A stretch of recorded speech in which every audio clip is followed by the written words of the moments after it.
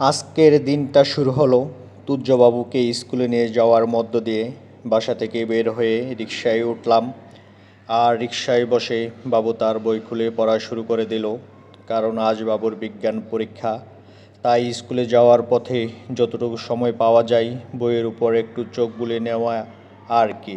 রিকশা যখন মেইন রোডে উঠলো তখন দেখি রাস্তায় বেশ ভালোই জ্যাম, তবে বেশি সময় জ্যামে আটকে থাকতে হয়নি। কিছুক্ষণের মধ্যে আমরা স্কুলে পৌঁছে গেলাম। স্কুলে যাওয়ার পরে দেখলাম বাবুর ক্লাসের একটা বাবু নাচতেছে। তুর্য তখন সেই মুহূর্তটা একটু ভিডিও করে নিল। ছোট ছোট এই মুহূর্তগুলোই আসলে পরে সুন্দর স্মৃতি হয়ে থাকে। স্কুল ছুটি হওয়ার পর তুর্য বাবুকে বাসায় দিয়ে আসলাম। তারপর আমি বাসে করে রওনা দিলাম অফিসের দিকে।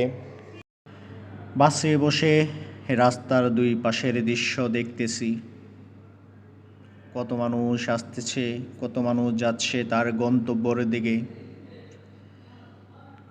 সেই দৃশ্য দেখতে দেখতে কখন যে অফিসের কাছাকাছি চলে এলাম বুঝতেই পারলাম না।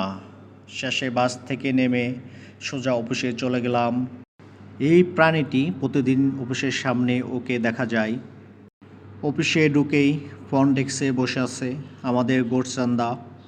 ওনার সঙ্গে একটু কথা বলে অফিসের ভিতরে চলে আসলাম। এরপর ফিঙ্গার পাঞ্চ করলাম। ফিঙ্গার প্রথমে নিচ্ছে না, পরে অবশ্যই ফিঙ্গার পাঞ্চ হয়েছে।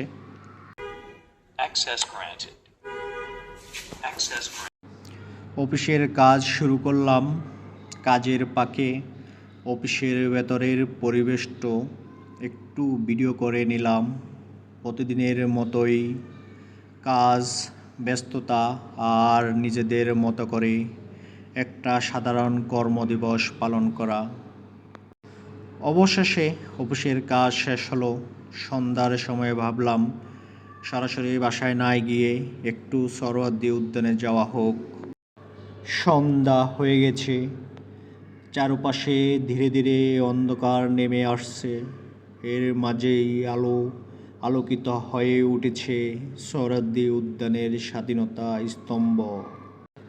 সন্ধ্যার আলো আধারিতে স্বাধীনতা স্তম্ভটাকে দেখতে সত্যিই অনেক সুন্দর লাগছিল।